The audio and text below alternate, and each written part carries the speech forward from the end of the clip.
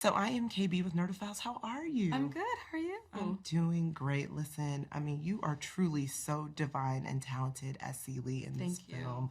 So can you talk a little bit about how stepping into Celie's shoes transformed you as a human being, and kind of Mm. what parts of her will you not only carry in your personal life, but maybe even to your next project? Hmm. Well, when I used to think about Celie, I think I was also guilty of thinking of the trauma of her. I just kind of saw a character that was abused and beaten and almost portrayed as like illiterate, and I did not want to relate to that character at all. And in getting the part, I said, okay, Felicia, we have to find a way to relate to her. So I really wanted to focus on the joy that she has in her heart, the way that she smiles. She really does light up a room when she smiles, and she's funny and she's goofy and she lives inside her head. So I really tried to tap into that in the portrayal of her. And I think from Celie, what I'm really gonna take is that it's the small things we do every single day for people that matter.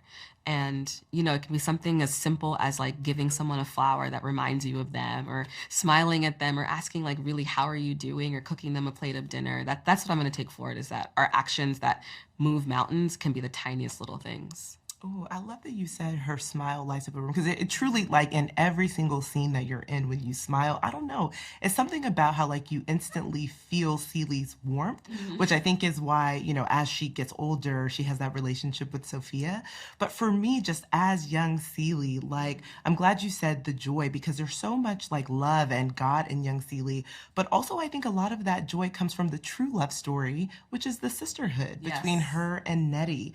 And so, can you talk a little bit about the importance of Celie and Nettie's relationship when it comes to respect of them surviving? Because really, like, it's their relationship that helps ground them in their Mm-hmm. survival of the trauma and this life that they're living. Yeah, well, I think they are anchors for each other. I think they both go through these experiences, but very differently. Celie experiences the abuse and Nettie has to witness it. So I can't imagine the helplessness maybe Nettie might feel. But then Celie, being an older sister, probably doesn't want her sister to feel helpless. And it's just so, I think there's like beauty in that a little bit. I don't know if beauty is the word, but there's beauty in that they're both still trying to protect each other from the other person's experience. And I think when it comes to sisterhood, like I am both an older and a younger sister, and I look to, yeah, you are. So you get it. So I look to my sisters to inspire me, to love me, to support me. And then when they give me that, I'm always like, how can I give that back to them?